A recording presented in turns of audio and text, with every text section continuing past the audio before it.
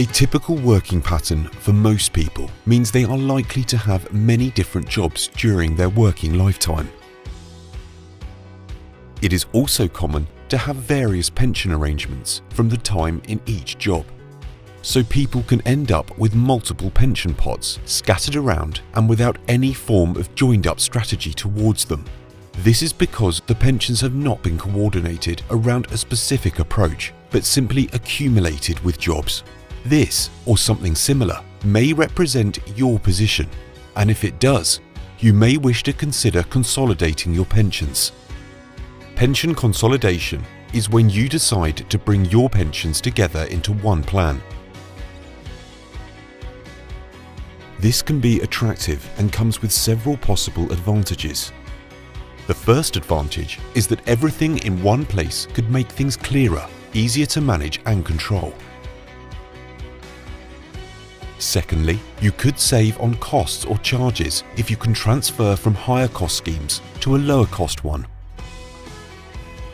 Thirdly, putting your plans together should offer you a greater number of investment options with a wider choice of investment types and funds. This could help you enhance the longer-term performance.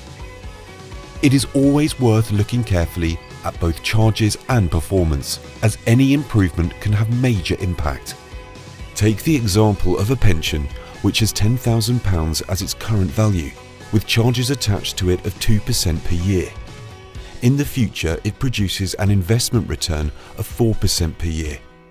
In 30 years' time, that pension will have grown to £18,114.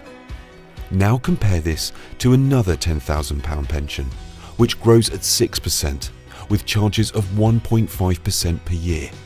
In 30 years, this will be worth £37,453. Consolidating combines easier management, less paperwork, less to keep track of, with potentially better overall terms. To consolidate past pensions into one plan is often attractive, but before doing so, you should be wary of some potential disadvantages.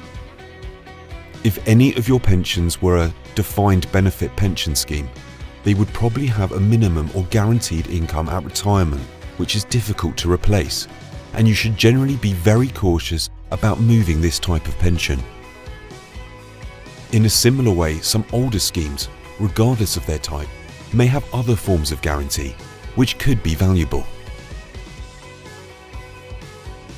And many older schemes of any type could have transfer penalties, which would mean you pay a cost for moving them to your new scheme.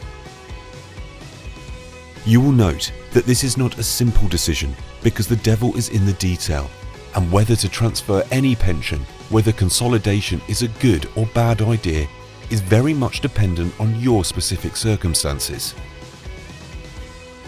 Of course, consolidating can be applied to some of your past pensions. It doesn't have to be all of them. For example, if you have 5 old pensions, there is nothing to stop you merging 4 and leaving one where it is, possibly because of its guarantees, which you would want to keep. There are many times when consolidating makes perfect sense, but it is not always the case, and you should carefully check the terms on your past pensions and use an expert to help and advise you.